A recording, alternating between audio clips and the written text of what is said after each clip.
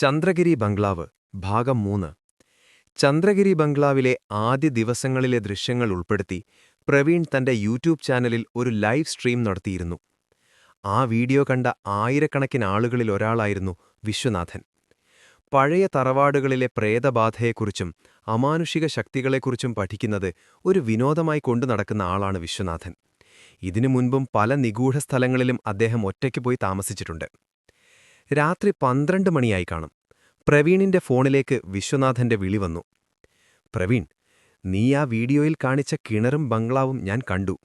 നീ വിചാരിക്കുന്നതിലും വലിയൊരു നിഗൂഢത ആ മണ്ണിലുണ്ട്. നിങ്ങൾക്കിപ്പോൾ ഒരു സഹായിയെ ആവശ്യമാണ്. എനിക്കും ഈ അന്വേഷണത്തിൽ നിങ്ങളുടെ കൂടെ കൂടണം. ഞാൻ നാളെ രാവിലെ അങ്ങോട്ടെത്തും. വിശ്വനാഥന്റെ ശബ്ദത്തിലെ ആത്മവിശ്വാസം പ്രവീണിന് ഒരു വലിയ ആശ്വാസമായി. പിറ്റേന്നുച്ചയോടെ ഒരു പഴയ ബുള്ളറ്റിൽ വിശ്വനാഥൻ ചന്ദ്രഗിരി ബംഗ്ലാവിന്റെ മുറ്റത്തെത്തി.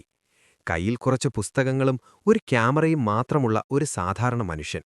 എന്നാൽ പ്രേതങ്ങളെക്കുറിച്ചും നിഗൂഢ ശക്തികളെക്കുറിച്ചുമുള്ള അദ്ദേഹത്തിന്റെ അറിവ് അത്ഭുതപ്പെടുത്തുന്നതായിരുന്നു. വിശ്വനാഥൻ കൂടി എത്തിയതോടെ ആ സംഘം 6 പേരായി മാറി. നമ്മുടെ അടുത്ത ലക്ഷ്യം ഈ കാട്ടിനുള്ളിലെ രണ്ടാമത്തെ ബംഗ്ലാവാണ്. രക്തഗിരി എന്നാണ് നാട്ടുകാരിതിനെ വിളിക്കുന്നത്. അവിടെ പോയി കുറച്ച് ദൃശ്യങ്ങൾ പകർത്തിയാൽ മാത്രമേ ഈ സ്ഥലത്തിന്റെ യഥാർത്ഥ ചരിത്രം നമുക്ക് മനസ്സിലാക്കാൻ കഴിയൂ, വിശ്വനാഥൻ പറഞ്ഞു. അന്ന് രാത്രി തന്നെ അവർ രക്തഗിരി ബംഗ്ലാവ് ലക്ഷ്യമാക്കി യാത്ര തിരിച്ചു. വിശ്വനാഥന്റെ കയ്യിലുള്ള ഒരു പ്രത്യേക ഉപകരണം, EMF മീറ്റർ, അന്തരീക്ഷത്തിലെ മാറ്റങ്ങൾ അളക്കാൻ ഉപയോഗിച്ചു.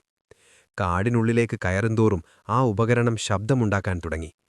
രക്തഗിരി ബംഗ്ലാവിന്റെ മുറ്റത്തെത്തിയപ്പോൾ അന്തരീക്ഷത്തിലെ തണുപ്പ് അസഹനീയമായി. പായൽ പിടിച്ച ഭിത്തികളും തകർന്ന വാതിലുകളും ആ ബംഗ്ലാവിനെ ഒരു ശ്മശാനം പോലെ തോന്നിപ്പിച്ചു. ക്യാമറകൾ ഓൺ ചെയ്യൂ, വിശ്വനാഥൻ പതിഞ്ഞ ശബ്ദത്തിൽ പറഞ്ഞു. നീരവ് തന്റെ നൈറ്റ് വിഷൻ ക്യാമറയിലൂടെ ചുറ്റും നോക്കി. പെട്ടെന്ന് ബംഗ്ലാവിന്റെ മുകൾ നിലയിലെ വിടവിലൂടെ ചില വെളുത്ത രൂപങ്ങൾ ചലിക്കുന്നത് കണ്ടു. അവ വെറും നിഴലുകളല്ലായിരുന്നു. വിരൂപമായ മുഖവും നീണ്ട മുടിയുമുള്ള രൂപങ്ങൾ. അവ അവരെ തന്നെ നോക്കി നിൽക്കുകയാണ്. പ്രവീണെ, അതാ അവിടെ, അഞ്ജന കരഞ്ഞുകൊണ്ട് വിരൽ ചൂണ്ടി. ബംഗ്ലാവിന്റെ ഇരുട്ടിൽ നിന്ന് കറുത്ത നിഴൽ പോലെ ഒരു കൂറ്റൻ രൂപം സാവധാനം അവരുടെ നേർക്ക് നീങ്ങിവന്നു. അത് കണ്ടതും വിശ്വനാഥൻ തന്റെ കയ്യിലുണ്ടായിരുന്ന ടോർച്ച് ആ രൂപത്തിന് നേരെ അടിച്ചു. പക്ഷെ ആ രൂപം വെളിച്ചത്തെ വകവയ്ക്കാതെ അലറിക്കൊണ്ട് മുന്നോട്ടു വന്നു. ആ അലർച്ച കാടിനെ പ്രകമ്പനം കൊള്ളിച്ചു. ഇപ്പോൾ തന്നെ തിരിച്ചോടുക, ഇവിടെ നിൽക്കുന്നത് അപകടമാണ്, വിശ്വനാഥൻ അലറി. അവർ 6 പേരും ജീവൻ കയ്യിലെടുത്ത് കാട്ടിലൂടെ ഓടി. പിന്നിൽ ആ വെളുത്ത രൂപങ്ങൾ കാട്ടിലെന്ന പോലെ പറന്നു വരുന്നുണ്ടായിരുന്നു. അവരുടെ നഖങ്ങൾ മരത്തോലുകളിൽ ഉരസുന്ന ശബ്ദം വ്യക്തമായി കേൾക്കാം. അടുവിൽ ചന്ദ്രഗിരി ബംഗ്ലാവിന്റെ മുറ്റത്തെത്തിയപ്പോൾ ആ രൂപങ്ങൾ കാടിന്റെ നിഴലുകളിലേക്ക് പിൻവാങ്ങി. ബംഗ്ലാവിനുള്ളിൽ കയറി വാതിലടച്ച് ലാപ്ടോപ്പ് തുറന്നവർ കണ്ട കാഴ്ചകൾ ഭയാനകമായിരുന്നു. നീരവിന്റെ ക്യാമറയിൽ പതിഞ്ഞ ആ വെളുത്ത രൂപങ്ങൾ ഒന്നല്ല, 10ഓളം ഉണ്ടായിരുന്നു. അവയ്ക്കെല്ലാം ഒരേ ഭാവമായിരുന്നു, ക്രൂരത നിറഞ്ഞ കണ്ണുകൾ. നമ്മൾ കണ്ടത് ആ കിണറ്റിലെ തടവുകാരെയാണ്. രാത്രി 6 മണി മുതൽ പുലർച്ചെ 5 മണിവരെ അവർക്ക് ഈ കാട്ടിൽ എവിടെയും പോകാം. പക്ഷേ ചന്ദ്രഗിരി ബംഗ്ലാവിനുള്ളിലേക്ക് കയറാൻ അവർക്കൊരു തടസ്സമുണ്ട്.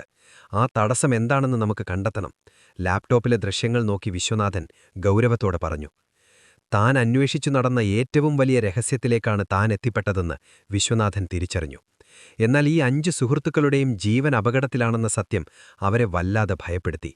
ആ രാത്രി ചന്ദ്രഗിരി ബംഗ്ലാവ് പിശാചുക്കളുടെ അട്ടഹാസങ്ങളാൽ വിറച്ചു. തുടരും.